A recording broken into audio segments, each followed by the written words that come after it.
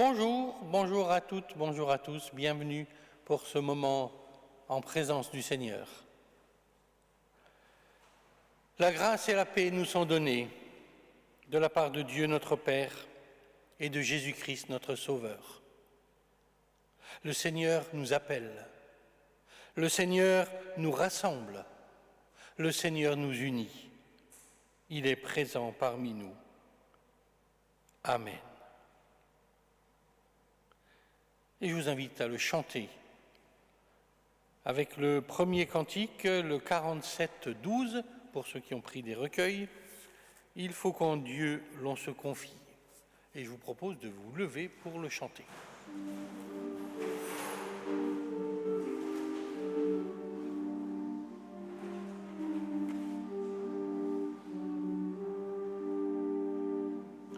Il faut qu'en Dieu l'on se confie, la paix du cœur se trouve en lui. On ne peut prolonger sa vie par ses tourments, par ses soucis, mais la réponse à notre foi, à toute chose Dieu pourvoit. Au cœur humain, la joie est bonne, et le Seigneur le sait aussi. Pleine et parfaite, il nous la donne dans le moment qu'il a choisi. Il est celui qui sait le mieux, celui qu'il faut pour être heureux. Puisqu'il me garde sur ma route, craindrai-je encore de défaillir. Je chante et ne redoute ni le présent, ni l'avenir.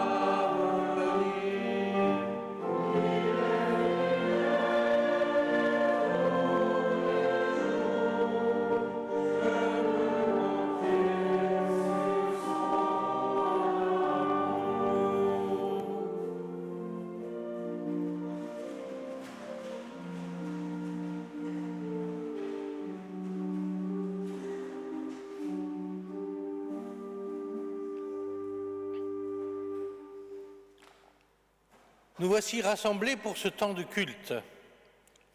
Et voici le Seigneur est au milieu de nous. Nous voici rassemblés pour dire nos convictions. Et c'est une parole étrange qui nous rassemble. Une parole qui ne vient pas de nous, une parole qui vient de loin dans le temps et dans l'espace. La parole d'un Dieu qui s'est fait connaître en Orient il y a des milliers d'années.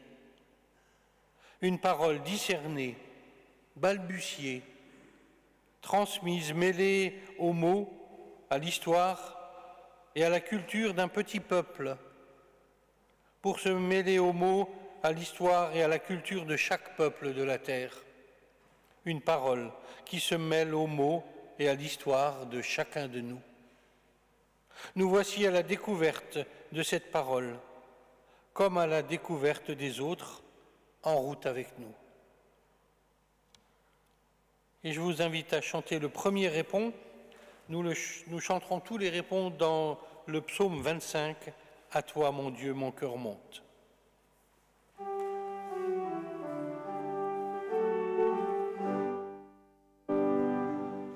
À toi, mon Dieu, mon cœur monte, ton amour est mon appui.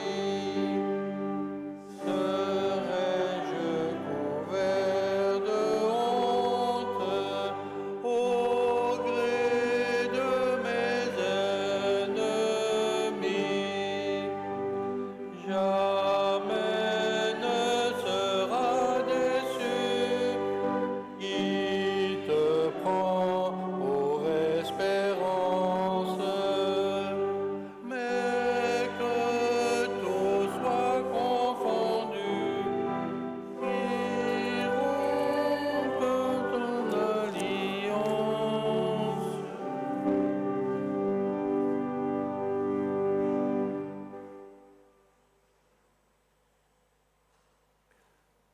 Et voici ce que le Seigneur attend de nous au travers d'une parole de l'apôtre Paul.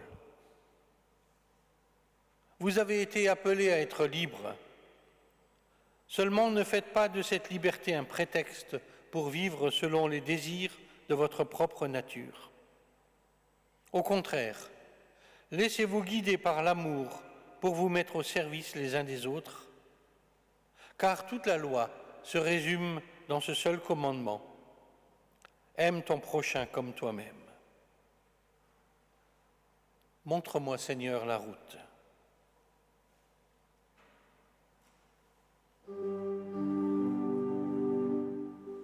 Montre-moi, Seigneur, la route. Guide-moi dans la clarté. Ouvre à celui qui t'écoute un chemin de vérité. Je regarde à ton amour, ô salut, en toi j'espère.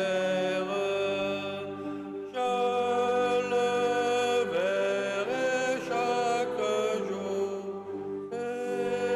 s'étendre sur cette terre.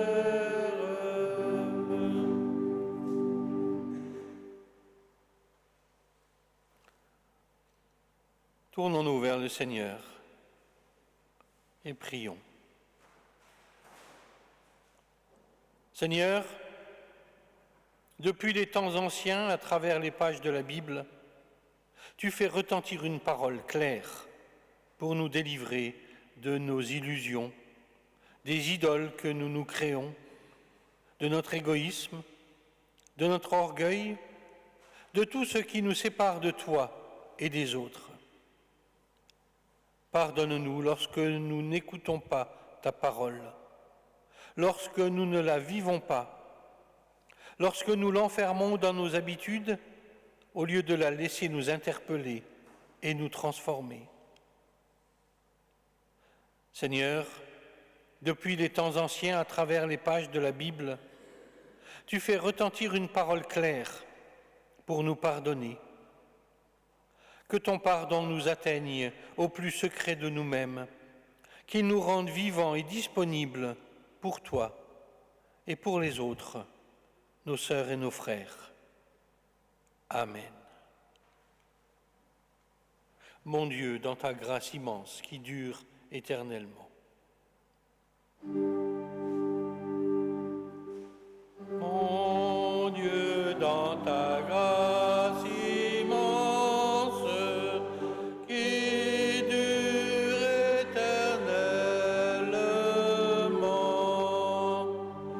regarde dans ta bienveillance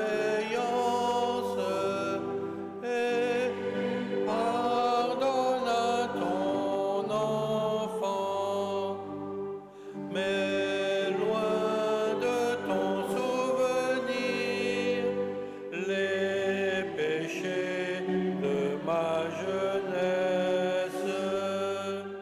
Chaque jour viens m'affermir, Seigneur, selon ta promesse.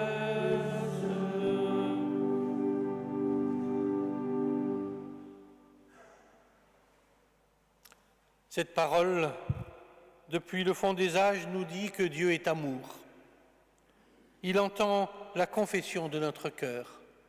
Par Jésus-Christ, notre péché nous est pardonné. Et par le Saint-Esprit, c'est une puissance de vie nouvelle qui nous est accordée. Alors que Dieu mette dans nos cœurs l'assurance de son pardon et qui nous donne de marcher vers son royaume. Amen. Dieu d'amour, tu fais connaître aux plus humbles tes secrets. Dieu d'amour, tu fais connaître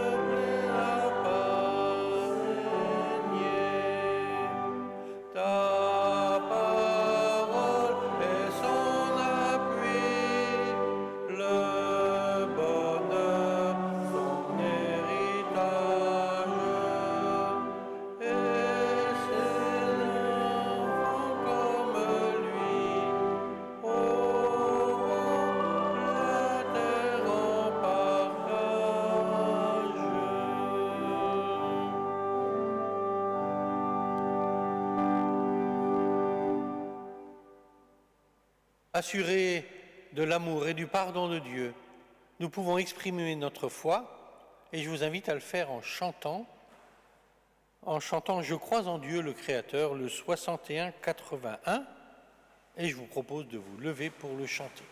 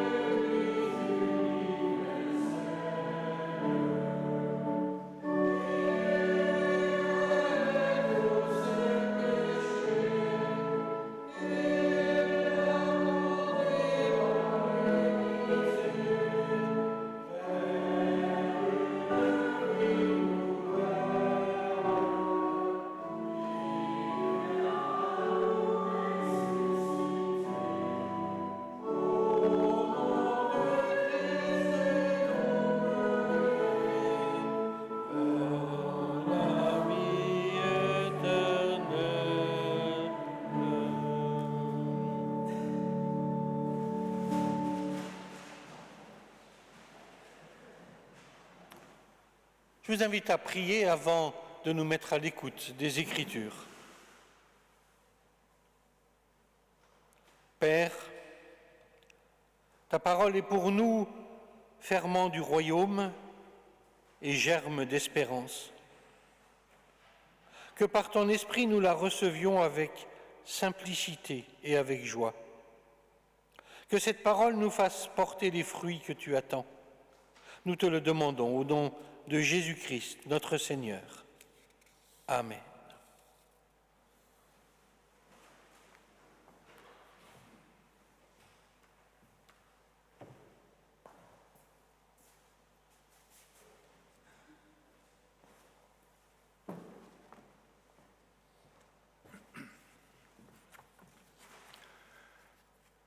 Dans la première épître de Pierre, nous lisons au chapitre 5, les versets 5 à 11. Dans vos rapports mutuels, revêtez-vous tous d'humilité, car Dieu résiste aux orgueilleux, mais il donne sa grâce aux humbles. Humiliez-vous donc sous la puissante main de Dieu, afin qu'il vous élève en temps voulu. Déchargez-vous sur lui de tous vos soucis, car il prend soin de vous. Soyez sobres, veillez. Votre adversaire, le diable, rôde comme un lion rugissant, cherchant qui dévorer. Résistez-lui, ferme en la foi, et sachant que les mêmes souffrances sont imposées à vos frères dans le monde. Le Dieu de toute grâce, qui, en Christ, vous a appelé à sa gloire éternelle, après que vous aurez souffert un peu de temps, vous formera lui-même, vous affermira, vous fortifiera, vous rendra inébranlable.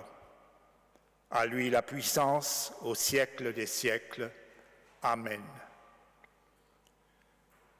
Et dans l'évangile de Matthieu, au chapitre 6, nous lisons les versets 22 à 34. Les yeux sont la lampe du corps.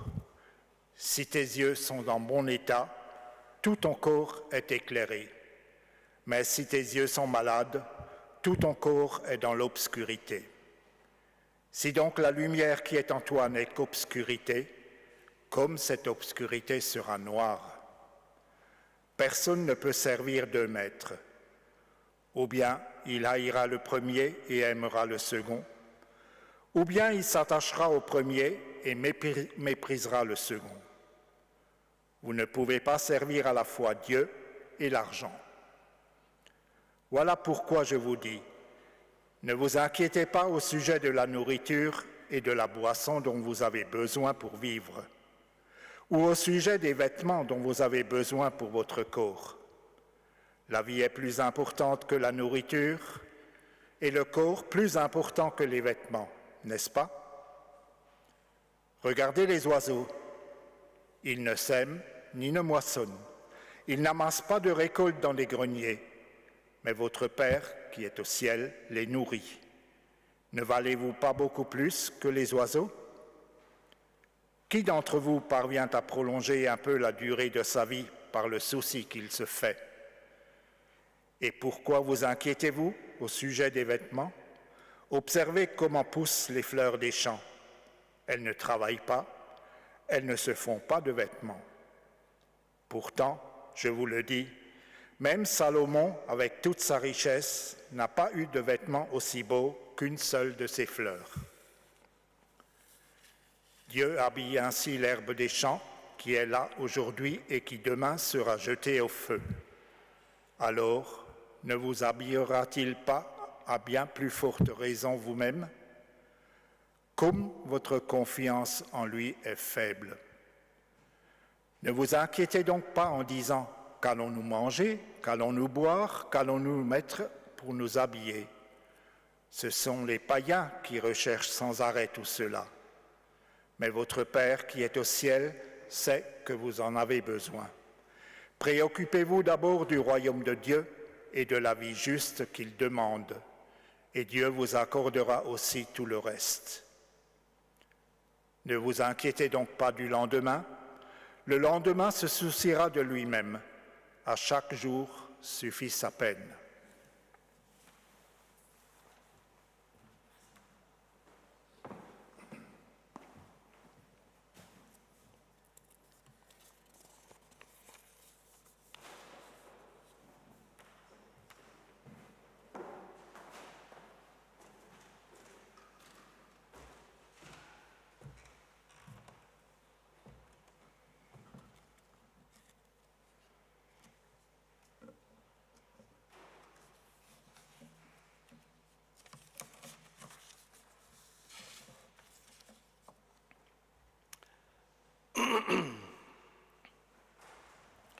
Maintiens en bon état ta possibilité de regarder la vie en face et de comprendre.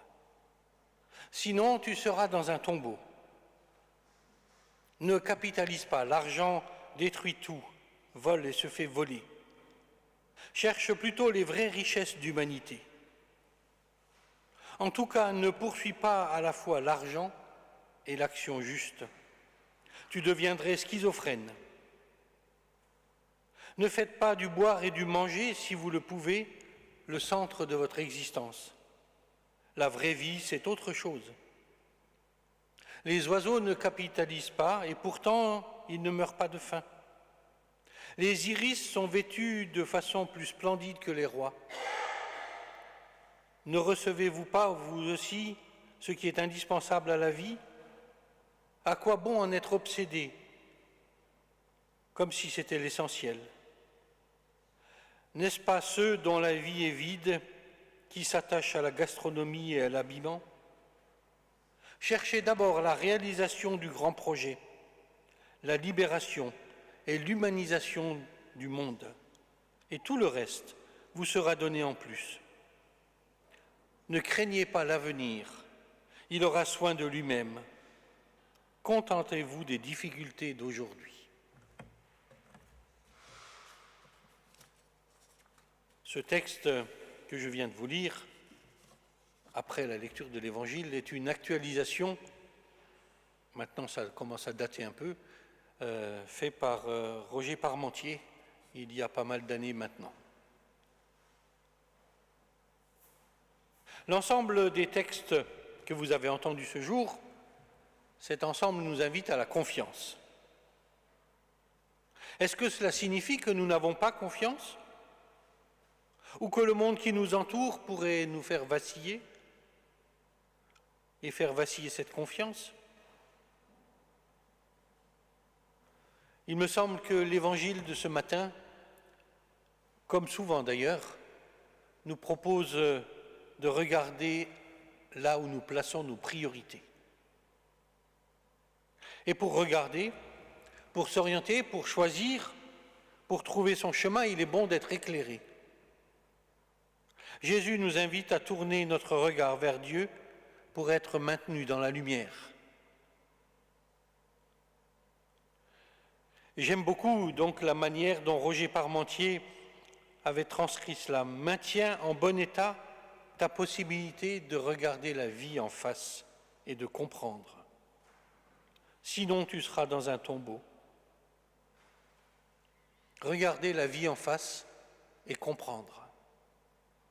Nous n'avons pas à détourner le regard de tout ce qui nous entoure et de toutes celles et ceux que nous côtoyons.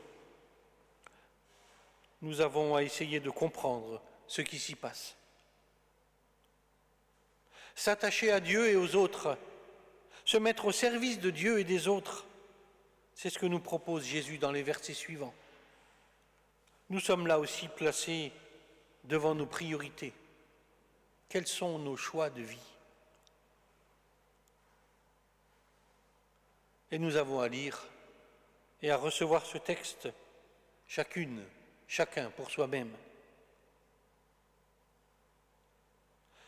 Ce serait un contresens que de s'en servir pour dire à quelqu'un en difficulté, quelqu'un qui ne sait pas ni où ni comment il va nourrir sa famille, ni elle ou il dormira la nuit prochaine et la nuit suivante.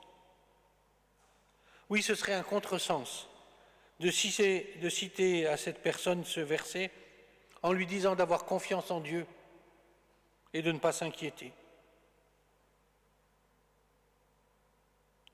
Cela me rappelle ces paroles de la lettre de Jacques au chapitre 2, quelques versets. À quoi bon, mes frères, mes sœurs, dire qu'on a la foi si l'on n'a pas les œuvres? La foi peut-elle sauver dans ce cas? Si un frère ou une sœur n'ont rien à se mettre et pas de quoi manger tous les jours,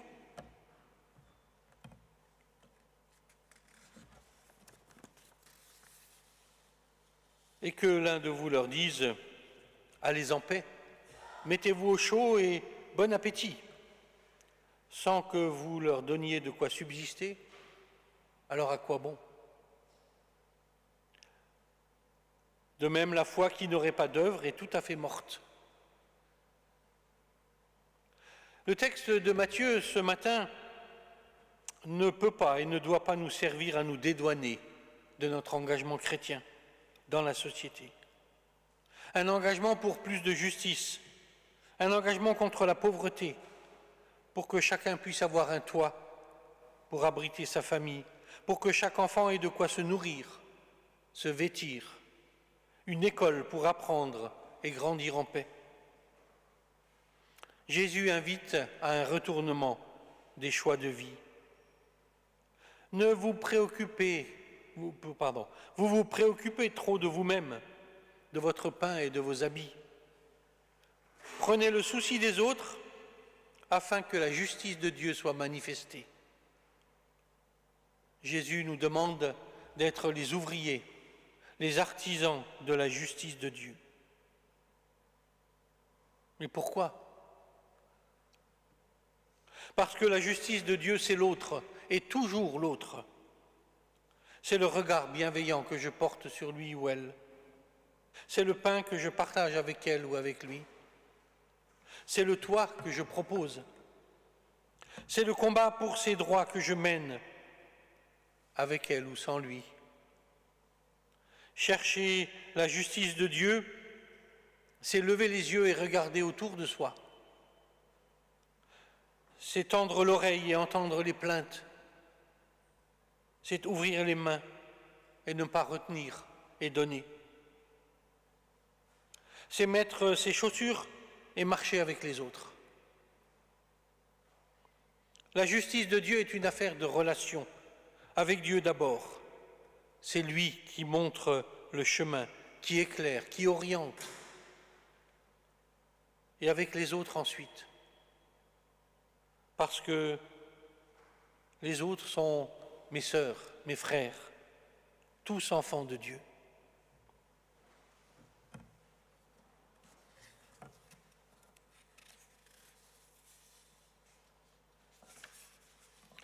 Dans la Bible, nous savons que Dieu se laisse fléchir par la prière des humains lorsqu'ils plaident la cause de leurs semblables. Oui, nous avons à être des chercheurs de justice, mais Dieu n'est-il pas le premier chercheur de justice ? Alors, cherchez le royaume et la justice de Dieu. Amen.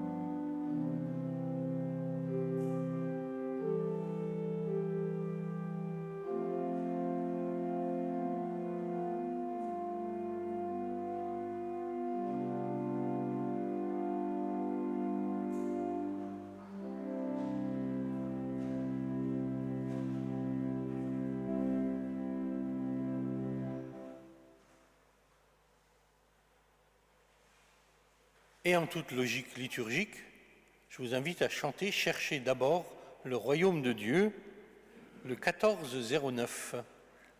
Et je vous propose de vous lever pour le chanter.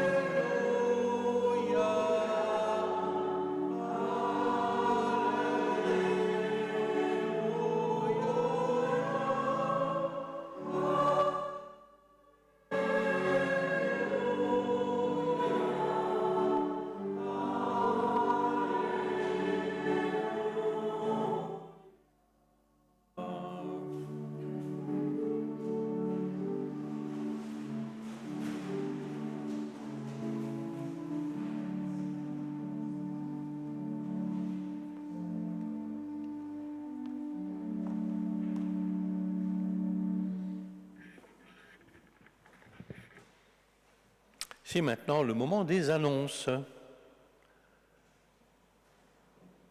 Alors, vendredi soir à 20h, répétition des chants pour préparer le culte de rentrée du 15 septembre. On a déjà eu une première répétition vendredi. La prochaine, c'est donc le 13 à 20h ici même. Et ce serait bien s'il y en avait quelques personnes en plus. Ça renforcerait l'équipe qui s'est déjà retrouvée. Dimanche 15 septembre à 10h, culte de rentrée, culte d'accueil de Bertrand. Merci d'être parmi nous. Et exceptionnellement, ce culte sera suivi d'un repas partagé avec ce que les uns et les autres apporteront. D'habitude, on le fait le premier dimanche du mois. Là, on l'a décalé pour associer ça au culte de rentrée, pour permettre de mieux faire connaissance les uns avec les autres. Aujourd'hui même, et jusqu'au 13 octobre, une exposition de peinture 8 paysages mulhousiens, 8 artistes, par le collectif Existence. Ça se passe au Temple Saint-Étienne.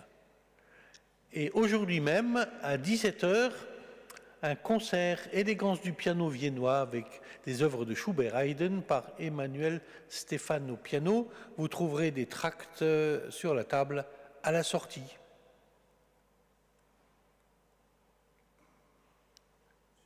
Et puis, à l'issue de ce culte, vous êtes invités à partager l'apéritif, le verre de l'amitié, juste à côté, sous les arcades. Oui, une information.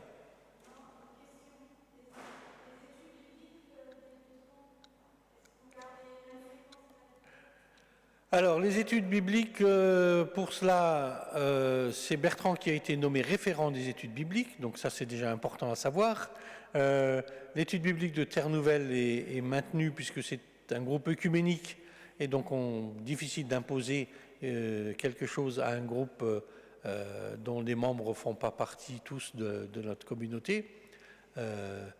Et puis les autres partages bibliques sont maintenus. Comment? J'ai pas entendu.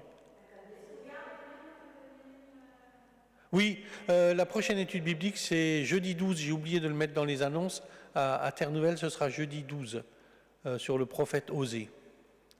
On ose oser. Pour les autres, c'est le 3e lundi de septembre ou d'octobre alors?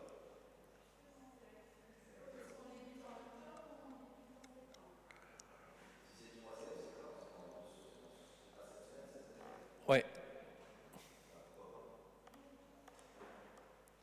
Voyez avec Bertrand aussi à la sortie du culte.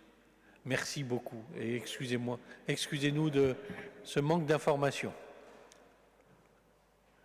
Alors, ça apparaît presque en filigrane, c'est maintenant le temps de l'offrande. Qu'elle ne soit pas en filigrane notre offrande, mais abondante et joyeuse.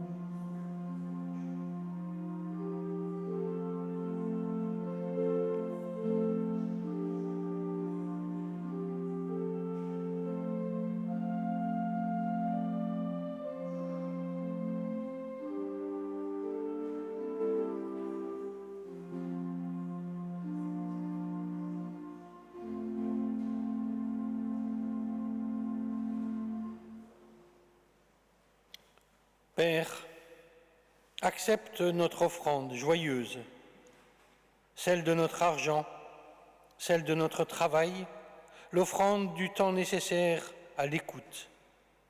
Oui, accepte toute offrande que nous inspire ton amour. Amen.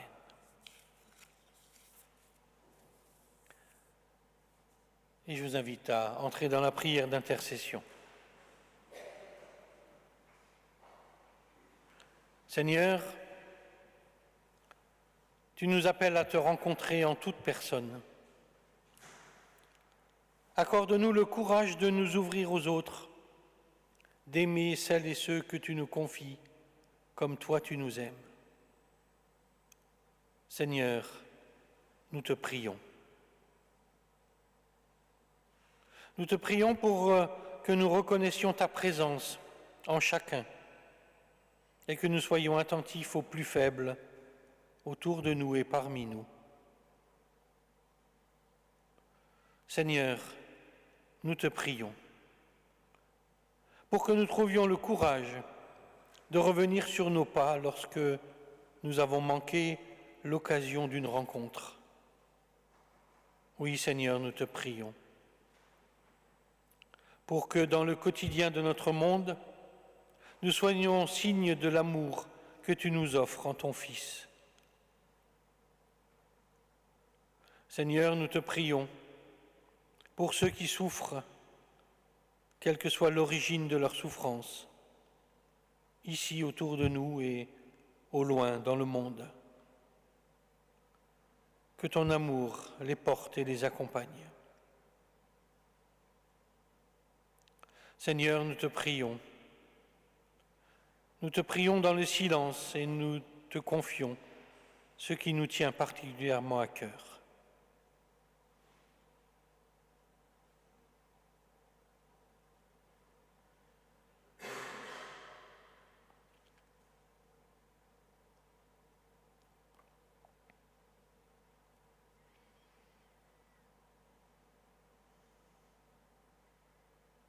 Seigneur Dieu, nous te rendons grâce pour ton Fils, qui a tracé dans ce monde déchiré un chemin de confiance et d'amour.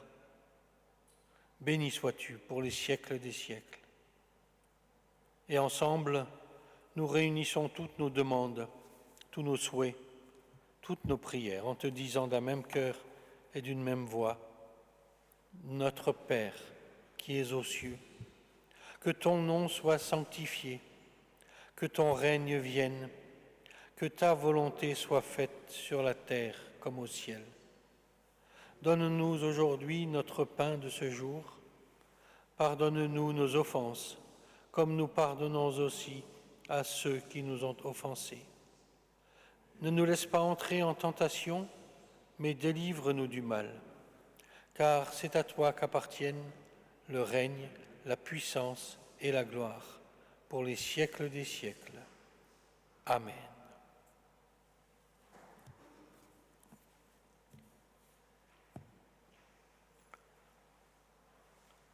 Ne vous inquiétez de rien. Vivre dans la confiance, c'est ce qui nous est proposé ce matin et chaque jour. Alors je vous invite à recevoir la bénédiction de la part du Seigneur et pour cela je vous propose de vous lever.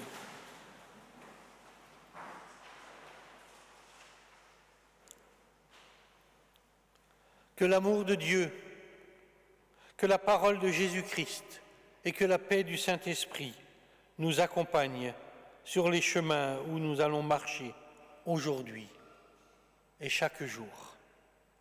Amen. Et je vous invite à chanter un dernier cantique et ensuite à reprendre place pour écouter le postlude, le 47-21. J'ai besoin de ta confiance. Il était de circonstance aussi aujourd'hui.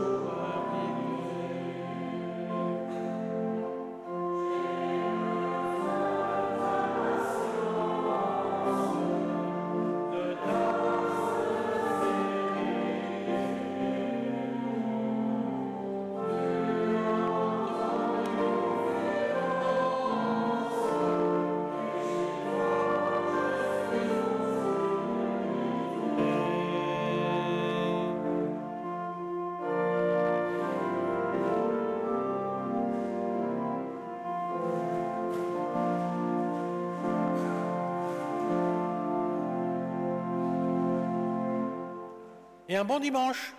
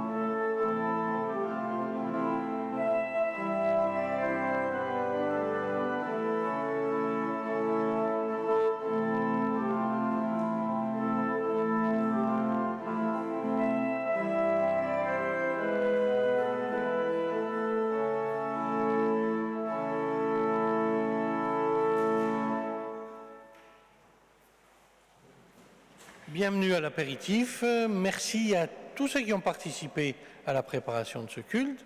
L'équipe d'accueil pour l'apéritif, Denis à l'orgue, merci Denis. Les fleurs, en lien avec le texte d'aujourd'hui aussi, les fleurs des champs. Voilà, bon dimanche.